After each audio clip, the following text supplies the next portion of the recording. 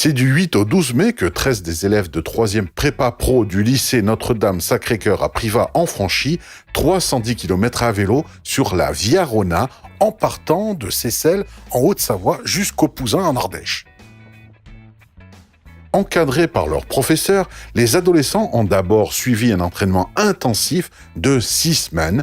Puis, durant ces 5 jours de course, les élèves ont réussi à parcourir en moyenne 60 km par jour. On est en train de remplir le carnet de bord de tout ce qu'on a fait dans la semaine.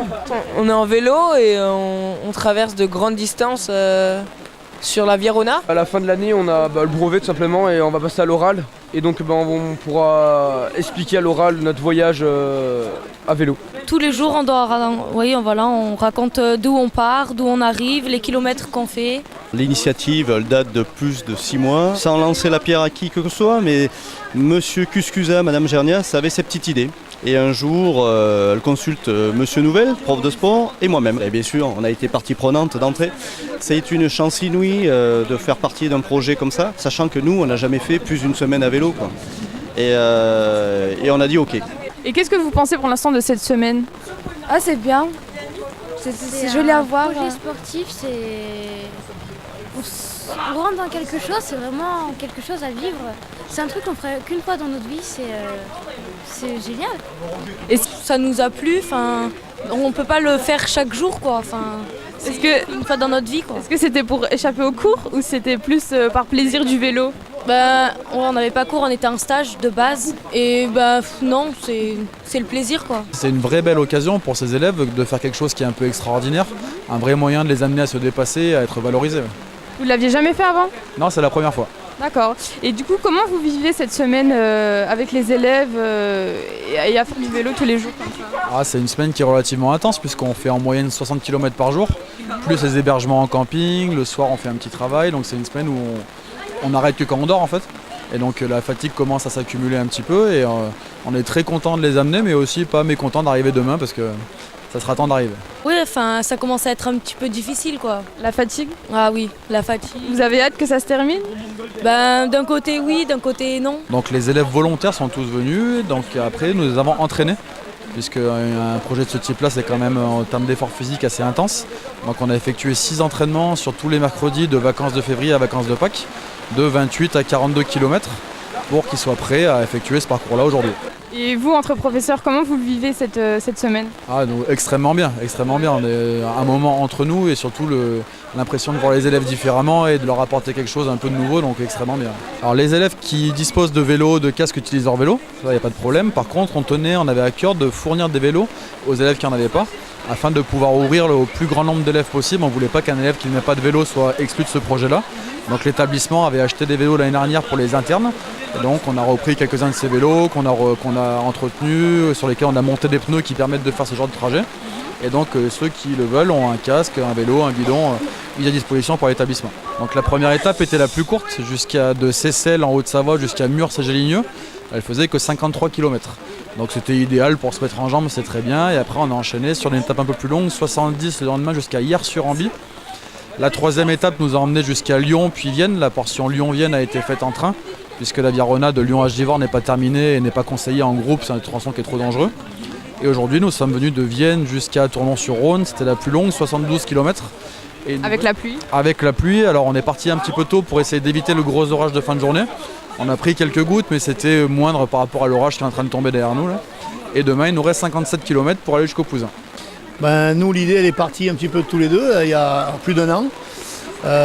Parce qu'on est tous les deux un petit peu fans de vélo et puis moi je fais avec mon épouse souvent l'été des régions de France comme ça et puis Françoise m'a dit mais pourquoi on ne ferait pas ça avec des élèves, donc voilà l'idée est partie de là et puis le projet, on va dire que la genèse du projet elle a été là, c'est parti un an, on avait donc en plus on a sollicité quelques copains professeurs et puis voilà donc tout s'est mis en route et puis on a la chance de pouvoir le réaliser. Et comment s'est passée la mise en place de cette course ? Je pense que vous avez dû faire un travail en amont pour le camping, la nourriture, les vélos justement. Comment ça s'est passé tout ça ? Alors vu que M. Cuscusa a l'habitude de faire déjà des voyages comme ça sur une semaine d'un point de vue personnel, il a eu déjà quelques idées, on va dire plusieurs idées. Et puis après, on a fait le choix de la Via Rona, au départ de Genève au Pouzem. Et puis lorsqu'on a vu la première partie Genève-Seyssel, c'était beaucoup trop compliqué pour les jeunes, il y avait beaucoup trop de dénivelé. Donc nous avons supprimé cette première partie. Sur le point de vue terrain, j'ai passé cette partie-là à mon collègue Monsieur Nouvel. Moi j'ai gardé la partie organisation, camping et puis sponsor avec Monsieur Cuscusa. Et parlez-moi des sponsors, comment vous avez fait alors pour démarcher? Est-ce que ce sont eux qui sont venus à vous ou c'est vous qui êtes allé à la recherche de ces sponsors? Non, on est allé au devant des sponsors. Bon, après, sans prétention, pour moi c'est un petit peu facile parce que étant dans le milieu sportif, ça a été relativement simple de dire à quelques amis de nous donner un coup de main. C'était pas... Le projet a été présenté, on dit voilà, c'est pour des enfants certains ne sont jamais sortis. Donc à partir de là, il n'y a eu aucun problème, ça a été très très facile. C'était des partenaires locaux, des partenaires de Pousinois, Privadoa et Voultin, des amis quoi. Et puis y compris le karting Voultin dont je suis président, qui chaque année, dans le fonctionnement qui est d'être caritatif et puis de venir en aide sur des projets comme ça, voilà, tout de suite mes copains ont tout de suite adhéré. Et puis il ne faut pas oublier non plus Sico Sud avec Dominique qui nous fait à manger, qui suit la logistique derrière, bénévolement. Voilà. Donc ça a été relativement facile, mais bon, il fallait quand même qu'ils adhèrent, donc il fallait surtout bien leur présenter le projet. Je voudrais juste dire un mot sur la CNR, moi, qui nous accompagne. Donc nous sommes rentrés en contact avec la CNR.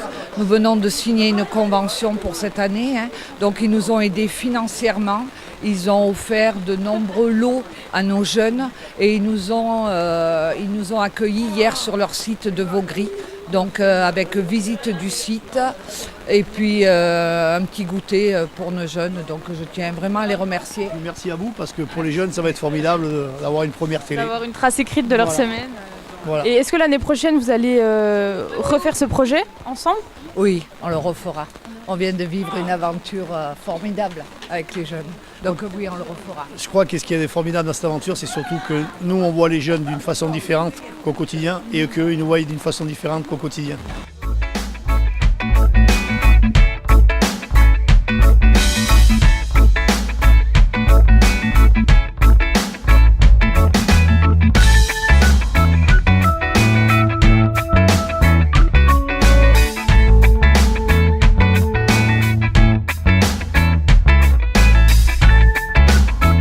Notre CPE, c'est un amour.